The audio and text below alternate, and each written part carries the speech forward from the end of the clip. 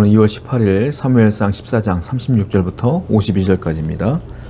36절 읽어볼게요. 사울이 이르되 우리가 밤에 블레셋 사람들을 추격하여 동틀 때까지 그들 중에서 탈취하고 한 사람도 남기지 말자. 무리가 이르되 왕의 생각에 좋은 대로 하소서. 한때에 제사장이 이르되 이리로 와서 하나님께 나아가사이다 하매 사울이요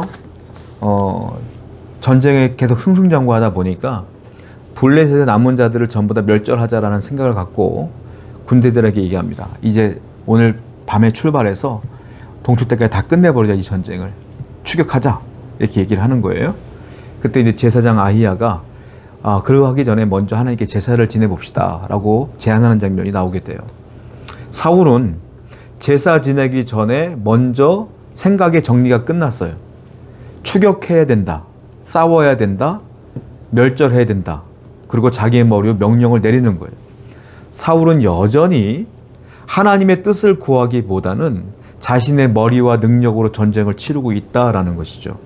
사실 사울은 이 전쟁에서 하나님의 도우심이 필요 없어요. 그 스스로가 이겼다고 생각하기 때문에 그래요. 그 스스로의 능력으로 여기까지 왔다고 생각하기 때문에 하나님의 도움이 필요 없는 거예요. 여러분, 우리 성도는요, 이걸 조심해야 돼요. 내가 조금 더 능력이 있을 때, 잘 나갈 때, 내가 조금 더 직급이 있을 때, 승급이 잘 될 때 조심해야 돼. 성공할 때 조심해야 돼. 그때 교만함에 찾아오면 하나님의 도우심보다는 내 능력으로 일을 행하려고 하는 착각에 빠질 때가 있다라는 거예요. 사울이 지금 그런 상태인 거예요. 성도는 항상 처음부터 끝까지 하나님을 의지해야 됩니다. 하나님이 여러분들의 삶에 개입해 주시기를 기도하시는 여러분 되기를 축원드립니다. 37절을 볼게요. 사울이 하나님께 묻자오되 내가 블레셋 사람들을 추격하리이까 주께서 그들을 이스라엘 손에 넘기시겠나이까 하되 그날에 대답하지 아니하신지라.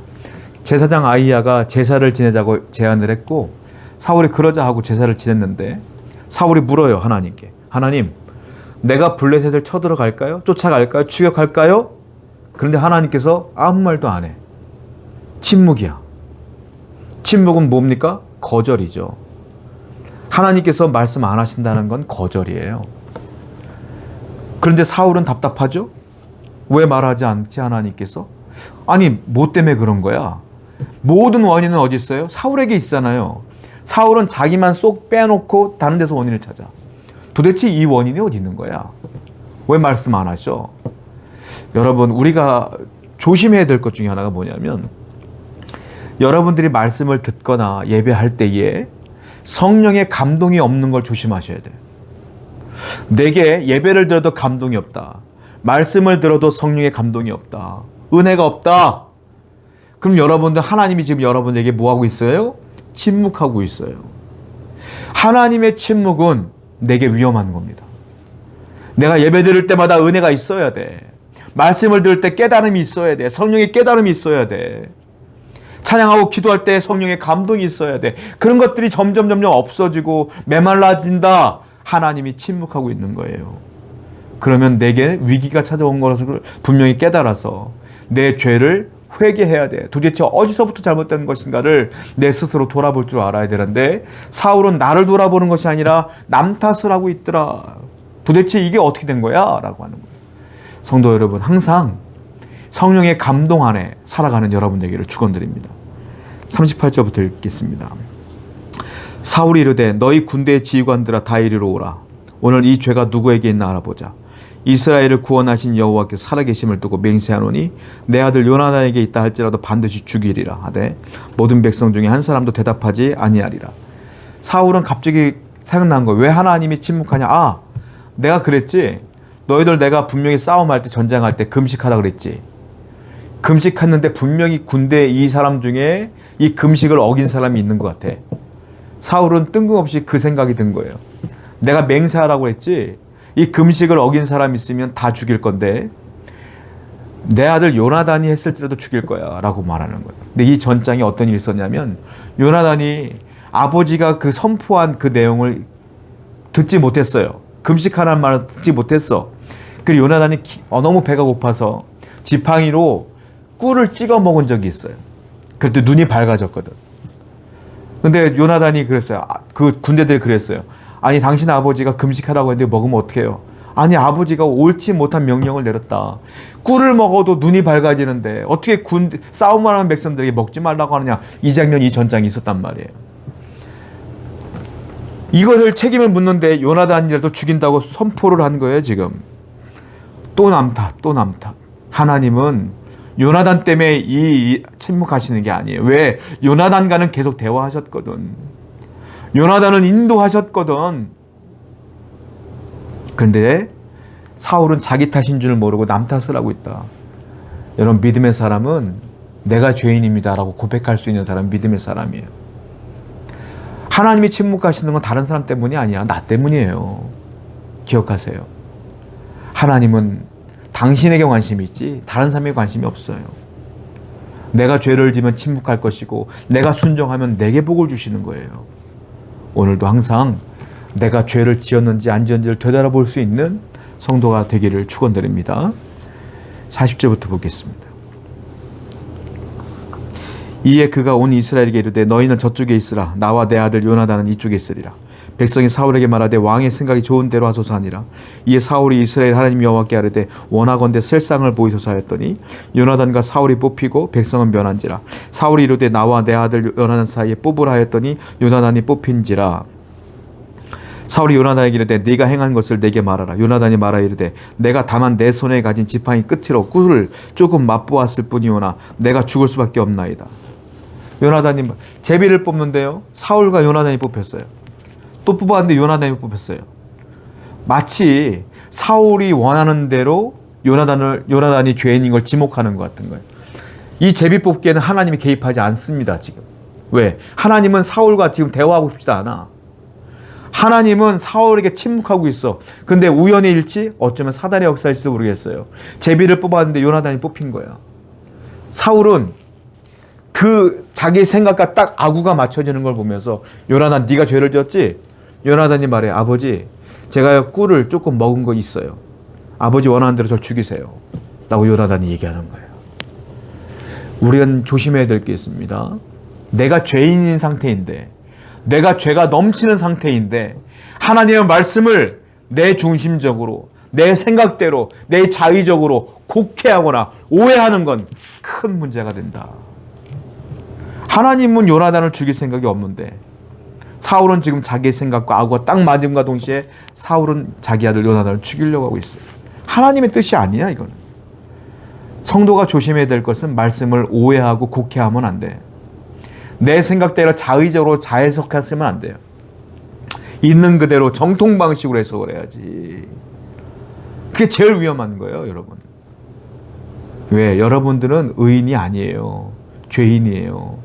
죄인은 항상 내중심적으로 말씀을 해석할 때가 있다는 거예요.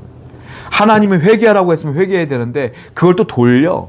이거는 이것이 아니고 저것이고 이건 이게 아니고 이걸 거야 라고 또 해석을 해. 내 유리한 대로. 안 돼요. 회개하셔야 돼요. 하나님의 말씀을 있는 그대로 받아들일 수 있는 성도가 되야 된다는 거예요. 그 다음 구절부터 한번 읽어볼게요. 사울이 이르되 요나단이 네가 반드시 죽으리라. 그렇지 않으면 하나님이 내게 벌을 내리시고 또 내리시기를 원하노니 백성이 사울에게 말하되 이스라엘이 이 큰 구원을 이룬 요나단이 죽겠나이까? 결단코 그렇지 아니하나이다.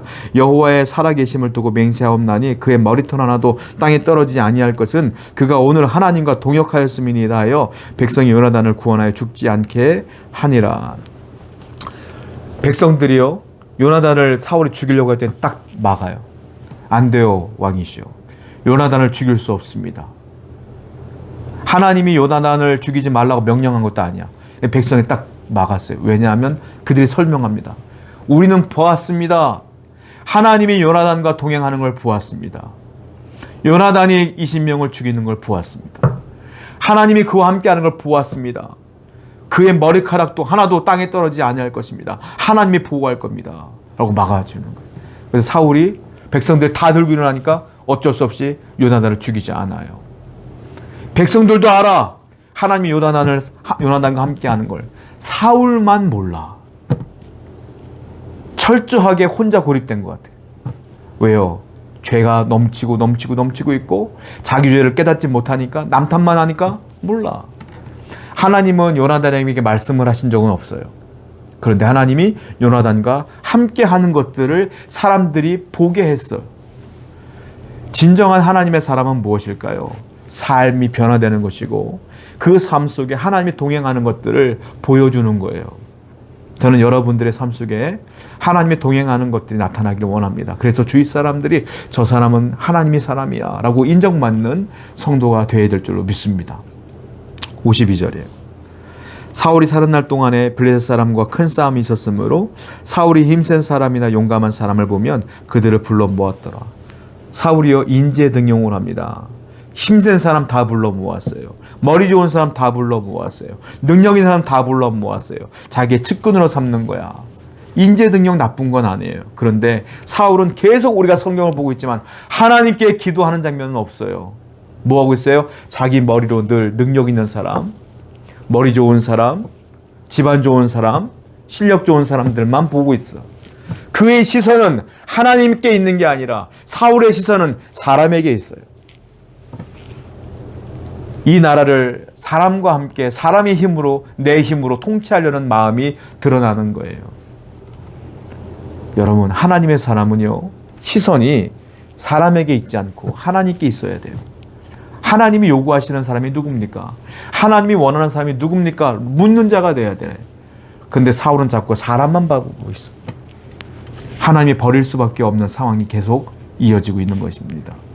성도 여러분, 여러분들이 자꾸 세상만 바라보면, 사람만 바라보면, 환경만 바라보면 하나님이 일할 수 없어요. 여러분의 시선은 하나님께 고정되어 있어야 될 줄로 믿습니다. 그래야만 필요하면 하나님이 필요할 때마다 부어주시고 채워주시며 공급해 주시기 때문에 그래요. 기도하겠습니다. 우리는 항상 하나님만 바라보기를 원하고 우리의 삶 속에 하나님과 동행하는 삶이 나타나기를 원합니다. 예수님의 이름으로 기도드렸습니다. 아멘.